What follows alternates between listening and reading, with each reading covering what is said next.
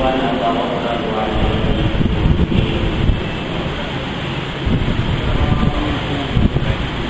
ونعوذ بالله من شرور أنفسنا ومن سيئات أعمالنا من يهده الله فلا مضل له ومن يضلل فلا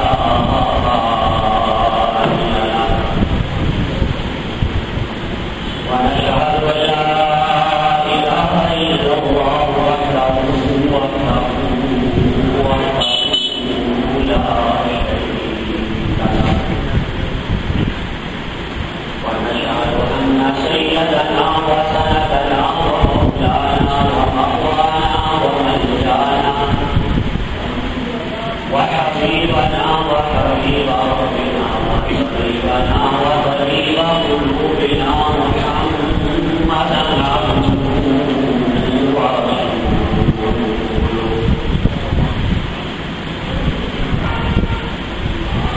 أما بعد فأعوذ بالله من الشيطان الرجيم بسم الله الرحمن الرحيم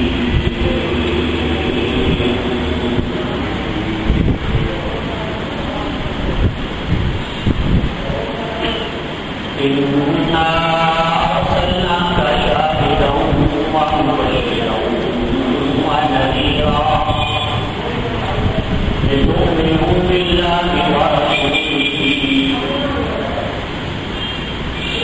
وتعظموه وتوقروه وتسبحوه بكرة وأصيلا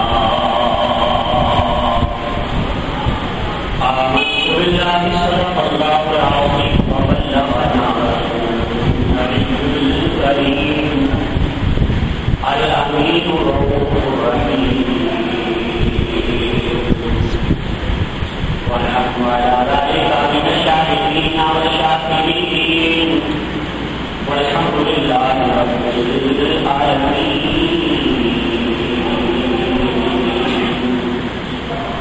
إن الله وملائكته يصلون على النبي يا أيها الذين آمنوا صلوا عليه وسلموا تسليما.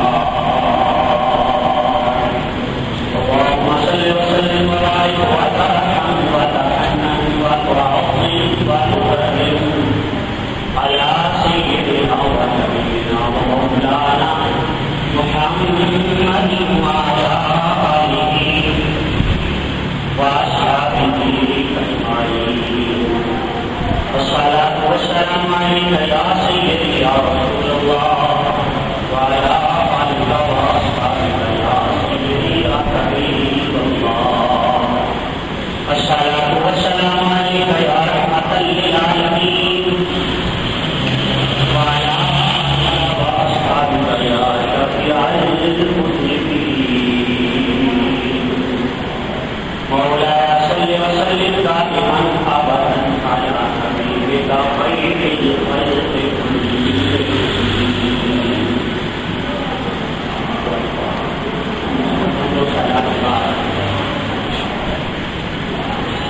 انتہائی قابل عزت و اکرام راجہ اسلام، مجھے اگرچہ اس بات کا پوری طرح احساس ہے کہ میں نے آپ کی خدمت میں حج کے اس موسم کے دوران رسول اللہ صلی اللہ علیہ وآلہ وسلم کے سفر حج عید قربان پر گفتگو کا اعلان کیا تھا. یہ باقی اکثر ہو کہ انشاءاللہ العزیز اس اعلان پر میرے آج کی قائم ہو اور انشاءاللہ العزیز آئندہ حکم مبارک سے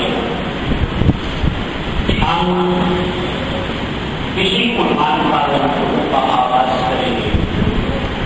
لیکن آپ سب جانتے ہیں کہ اس وقت ہمارے وطن عزیز میں ایک انتہائی اہم مسئلے اور معاملے پر تقریباً پوری قوم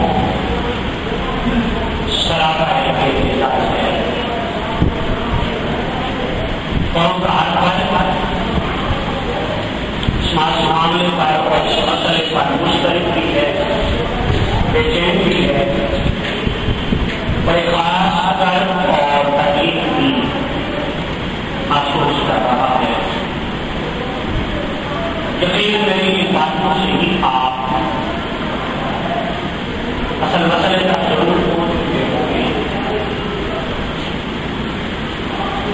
میرے مناظر گستاخ رسول کو ووٹ کے بعد اتارنے والی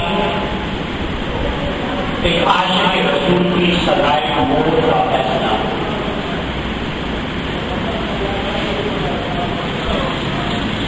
بحیثیت مسلمان بالعموم اور بحیثیت محمد رسول کے داعی کے بالخصوص ہم سب کا یہ فرض منصبی ہے, ہم سب کی یہ ذمہ داری ہے کہ ہم اس موقع پر اپنا بیج اور اپنا بدن آشان مصطفیٰ کے پلڑے ڈالیں. میں یہ بات کہہ سکتا ہوں کہ میرے سامنے اس مسئلے پر, اس معاملے پر یہ دو راستہ تھے. ایک تو یہ کہ میں خاموشی اختیار کرتا ہوں, اس مسئلے کو عنوان گفتگو بنائے بغیر میں آگے بڑھ جاتا ہوں. لیکن برادران گرامی یہ جو راستہ تھا یہ گستاخی کا راستہ تھا, یہ جو راستہ تھا یہ ایمان کی کمزوری کا راستہ تھا. اور میں کہہ سکتا ہوں کہ یہ جو راستہ تھا یہ گستاخان رسول کو قوت پہنچانے والا راستہ تھا. اور دوسرا راستہ میرے پاس یہ تھا کہ میں آقا کے گستاخوں کے معاملے میں اور گستاخان رسول کے حمایتیوں کے مقابلے میں اس کی حمایت کروں جسے اللہ نے اس کے مصطفیٰ کی دولت عطا فرمائی. اور میں ان حقائق کو آپ کے سامنے میں بات کروں جو حقائق اس کے مصطفیٰ کی عظمتوں کا اظہار کرنے والے ہیں. میں آپ سے پوچھوں تو آپ میں سے ہر بار ضرور انسان اس بات سے اتفاق کرے گا کہ ہمارے لیے عزت اور وقار کا راستہ اور عظمت اور سربلندی کا راستہ یہ دوسرا راستہ ہے. میں نے اسی فکر کے تحت آج کے قربان کو اختیار کرنا اپنے لیے مناسب اور روز جانا. میں اس موقع پر آپ کے خدمت اقدس میں سیدنا عمر فاروق رضی اللہ تعالیٰ عنہ کے زمانہ پاک کا ایک خوبصورت واقعہ بھی عرض کرنا چاہوں گا.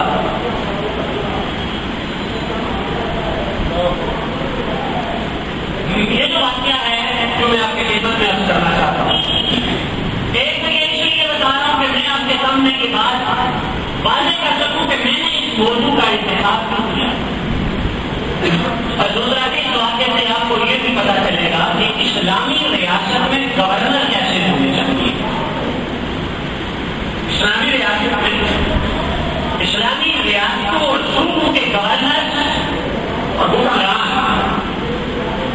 ان کی خوبیاں کیا ہوتی ہیں, کوالٹیز کیا ہوتی ہیں اور انہیں کیسا ہونا چاہیے.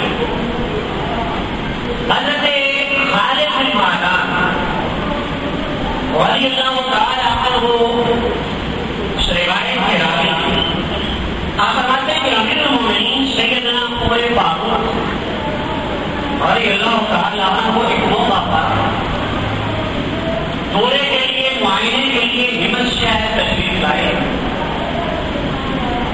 یہ شہر تھا ہمس. اس پر حضرت عمر فاروق نے حضرت سعید بن عامر الجوہانی کو گورنر لگایا ہوا تھا. آپ گورنر تھے اس صوبے کے. سیدنا عمر فاروق رضی اللہ تعالیٰ عنہ دورے کے لیے تشریف لے کر کے لیے جب امیر المومنین کی آمد کی خبر پبلک تک پہنچی تو لوگ تشریف لے کر میں آپ کی رعایت اور شب ملاقات کے لیے اکٹھے ہوئے. جب لوگ آئے تو حضرت سیدنا عمر فاروق رضی اللہ تعالیٰ عنہ نے ان سے پوچھا کہ کیا تمہارے گورنر سعید بن عامر سے کوئی شکایت تو نہیں ہے. لیڈرشپ کی بھی کوالٹی ہے. لیڈر وہ نہیں ہوتا جو اپنے کمرے سے باہر بھی نہیں ہوئے. لیڈر وہ نہیں ہوتا کہ جس کے دروازے کی کنڈیاں کبھی نہ ہوئے. بابا اسلام میں امارت اور خلافت کا معیار یہ ہے کہ خلیفۃ المسلمین اپنی ریاست اور اپنی سلطنت کے ہر کونے اور ہر گوشے میں بچنے والے اپنے عوام اور اپنی رعایا کے جذبات اور ان کے احساسات سے آگاہ ہوتا ہے.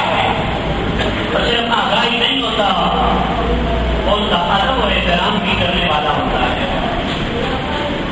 میرے عالی وقار سامعین، عوام کیا کہتی ہے، عوام کیا سوچتی ہے، عوام کی خواہش کیا ہے، عوام کی تمنا کیا ہے، عوام کے ارادے کیا ہیں، عوام کی ضرورتیں کیا ہیں، عوام کے جذبات و احساسات کیا ہیں. اگر کوئی ایسا حکمران ہو، ایسی حکومت کہ جسے ان چیزوں سے سروکار ہی نہ ہو، میں کہوں کہ اسلام کی نظر میں اس حکومت کہلانے کا حق ہی نہیں اور اس حکمران کو حکمرانی کا حق ہی حاصل نہیں. حضرت امیر المومنین مدینہ کیسی چلے ہیں، دارالخلافہ، وہاں سے اٹھتے ملک شام جاتے اور ہند صوبے کے عوام کے درمیان میں یہ تو ہمیں معلوم کھڑے ہو کے پوچھتے ہیں کیا جو میرا گورنر ہے مقرر کردہ اپوائنٹڈ کیا اس سے کوئی شکایت ہے تاکہ میں ان کا اعلان نہ کر سکوں. لوگ متفق تھے، انہوں نے صبح ہو کے کہا کہ ہمیں ایک نہیں اپنے گورنر سے 4 شکایتیں، ایک نہیں ہمیں 4 شکایتیں. مجھے کیا شکایتیں؟ کہنے لگے پہلی شکایت یہ ہے کہ ہمارے جو گورنر حضرت سعید بن عامر، یہ جب سورج طلوع ہو کے بلند ہو جاتا ہے تو یہ لوگوں سے ملاقات کے لیے اس وقت باہر آتے ہیں. سورج بلند ہونے سے پہلے کسی کو ان کی زیارت نہیں ہوتی، یہ نظر ہی نہیں آتے. حالانکہ میں حیثیت گورنر کو انہیں نماز فجر کے بعد مسجد میں موجود ہونا چاہیے، ملاقات کے لیے انہیں موجود ہونا چاہیے. حضرت عمر فاروق رضی اللہ تعالیٰ عنہ نے عوام کی شکایت کی تصدیق نہیں کی. آپ نے کہا ہاں بات تو تمہاری سچ ہے، اگر شہید ایسے ہی کرتے ہیں تو واقعی کی بہت بڑی غلطی ہے. حضرت عمر فاروق نے کہا کہ اگر شہید ایسے کرتے ہیں تو یہ بہت بڑی غلطی ہے. جب میں شہید سے پوچھوں گا کہ وہ اس کا کیا جواب دیتے ہیں تو دوسری شکایت بتاؤ. انہوں نے دوسری شکایت بتائی کہ جب عشاء کی نماز پڑھا دیتے اس کے بعد گھر چلے جاتے، کوئی ملاقات کرنا بھی چاہے تو ملاقات نہیں کرتے. رات کو ان تک رسائی ناممکن کی حد تک مشکل، ملاقات کا وقت نہیں دیتے. یہ دوسری شکایت ہے. پوچھا اگر ایسا ہے تو یہ بھی ٹھیک نہیں ہے. میں شہید سے پوچھوں گا تم بتاؤ تمہاری تیسری شکایت کیا ہے. انہوں نے کہا کہ مہینے میں ایک دن ایسا لازمی ہوتا ہے کہ جس دن حضرت سعید اپنے گھر سے باہر پورا دن گھر میں گزار دیتے، اس دن عوام انتظار میں ہوتی ہے، ملاقات نہیں ہو سکتی. یہ تیسری شکایت ہے. یہ ہم نے فاروق الرحمان کے رہتا ہے تو یہ بھی ٹھیک نہیں. میں شہید سے پوچھوں گا تم بتاؤ تمہاری چوتھی شکایت ہے. تو حضرت سعید بن عامر کے بارے میں ان کی رعایا کہنے لگی چوتھی شکایت یہ ہے کہ کبھی کبھی ان پر غشی کا گھوڑا پڑتا ہے اور وہ بے ہوش ہو کے گر جاتے ہیں. اور یہ کیفیت ایک گورنر کی نہیں ہونی چاہیے. سیدنا عمر فاروق نے اس پر بھی تعریف کرتے ہوئے فرمایا کہ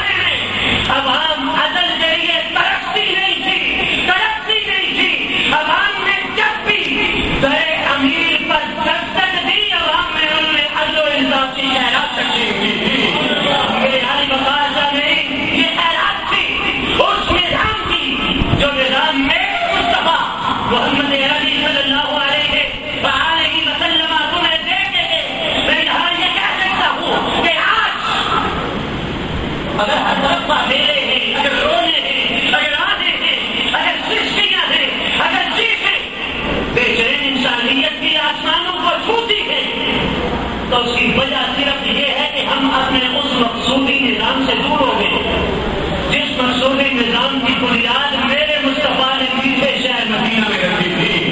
آج ہماری ضرورت ہے نظام مصطفیٰ. آج ہماری ضرورت ہے اسلام کا دیا ہوا نظام عادل. آؤ میں بتاؤں کہ اس کی عظمت کیا ہے. عوام سامنے ہے, عوام متحد ہے اور گورنر ملزم کی حیثیت سے برادری ہے. متحد عوام اور ملزم کی حیثیت سے گورنر صوبے کا حادث سروس گورنر وہ امیر المومنین کی عدالت کے کچہرے میں کھڑا اپنے اوپر لگنے والے الزامات کو جسٹیفائی کر رہا ہے, دفاع کر رہا ہے اور جواب دے رہا ہے. یہاں تو بابا ہمارے یہاں تو قانون کا حصہ ہے. میں اپنے قانون کو تو کچھ نہیں کہتا اس لیے کہ وہ قانون ہے, وہ قابل احترام ہے, لیکن میں مصطفیٰ کے قانون کی عظمت تو آپ کو ضرور بتا سکتا ہوں کہ ہمارے یہاں تو اس وقت آپ کو یاد ہوگا کہ یہ دیکھا کہ محترم صدر پاکستان اور محترم صوبائی گورنر انہیں تو قانونی استثناء حاصل ہے. ان پر تو مقدمہ دائر ہو ہی نہیں سکتا. ان کے خلاف تو ایف آئی آر درج کی نہیں جا سکتی اس لیے کہ یہ گورنر ہے. بابا جو نظام تم نے دیا اس نظام میں تو یہ ہے کہ گورنر پر مقدمہ دائر نہیں ہو سکتا. جو نظام مصطفیٰ دے کے اس نظام کا حسن یہ ہے کہ عدالت امیر المومنین کیا اور ملزم کی حیثیت سے عادت سروس گورنر کھڑا ہے. حضرت سعید بن عامر سید عمر فاروق رضی اللہ تعالیٰ عنہ نے ترتیب پر سوالات کی. آپ نے لیکن یاد رکھو میں ایک بات اور بھی اثر اس روایت کا بھی یہ حصہ ہے. اس روایت کا بھی یہ حصہ ہے کہ رسول اللہ کا ادارے نبوت محمد عربی کی تربیت اس سے بحث پانے والے کے پاس آپ نے حضرت سعید بن عامر کو جب طلب کیا نا تو ساتھ ہی آپ نے ہاتھ دعا کے لیے اٹھائے اور بآواز بلند دعا کی, اے مولا شہید کو تیرے نبی کے خلیفہ نے نامزد کیا ہے, شہید کو تیرے نبی کے خلیفہ نے مقرر کیا ہے. اے مولا میں تیری بارگاہ میں التجا کرتا ہوں کہ شہید کے بارے میں جو عمر کی رائے ہے اس کو غلط نہ ثابت کرنا. اے مولا شہید کو رسوا نہ کرنا. دعا ہم اور یاد رکھو میرے رسول میرے مصطفیٰ نے ایک موقع پر فرمایا تھا کہ تین طرح کے لوگ ایسے ہیں کہ جب وہ اللہ کی بارگاہ میں ہاتھ اٹھا دے تو اللہ کبھی ان کی دعا کو رد نہیں کیا کرتا ہے, ان کی دعا قبول ہوتی ہے. ان میں سے پہلا حضور نے بنا تھا الامام العادل, اور جو عدل کرنے والا امام ہو جب وہ اللہ کی بارگاہ میں ہاتھ اٹھا دے اللہ رد نہیں کرتا, وہ جو مانگے اللہ عطا فرما دے گا. شہید کے نام لائے سید عمر فاروق نے کہا کہ شہید آپ گورنر ہو اور بحیثیت گورنر آپ کی ذمہ داری ہے کہ عوام آپ سے کچھ خود ہوئے ہو. آپ پر عوام نے 4 شکایات پیش کی ہے. انہوں نے پوچھا کہ امیر المومنین میں شکایات کا جواب دینے کے لیے یا ازالے کے لیے آتے ہیں. مطلب یہ کہ اگر شکایات برائے شکایات نہیں تو جواب, اور اگر شکایات واقعی حق ہوئی تو میں ازالے کے لیے تیار ہوں. سیدنا عمر فاروق نے پہلا سوال بتایا, پہلا اعتراض, اور بتایا کہ آپ کا اعتراض یہ ہے, آپ کا اعتراض یہ ہے کہ آپ صبح کی نماز کے بعد لوگوں سے ملتے نہیں ہیں. جب سورج بلند ہو جاتا ہے تو آپ اس وقت آتے ہیں. اس کی وجہ جانی جا سکتی ہے. حضرت سعید بن عامر نے آنکھوں میں نمی ہوئی. آپ کرنے لگے امیر المومنین کی راز کی بات تھی جو آج تک میں نے کسی کے سامنے بیان نہیں کی, لیکن اب میری مجبوری ہے کہ میں اس راز کو بے نقاب کروں. اصل بات یہ ہے کہ میں نے اپنی خدمت پر کوئی خادم نہیں رکھا ہوا, کوئی نوکر میرے یہاں نہیں ہے, کوئی ملازم نہیں. صبح سویرے میں نے اپنے لیے آٹا خود بھون کے, میں نے آٹے کو خمیرہ لگا کے, روٹی پکا کے اپنے ہاتھوں سے یہ کام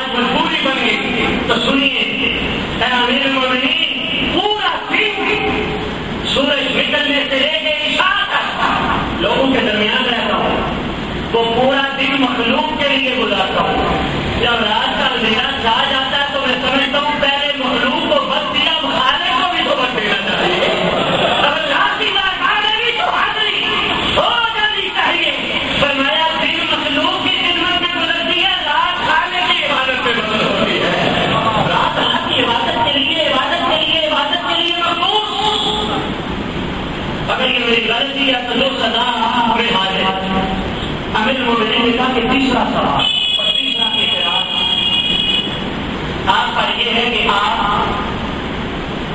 مہینے میں ایک دن آپ گھر سے باہر نہیں نکلتے، پورا دن گھر میں گزارتے ہیں، اس دن کسی سے ملاقات نہیں ہوتی، اس کی وجہ کیا ہے؟ آپ نے پھر جو جواب دیا وہ پہلے جواب سے ملتا جلتا۔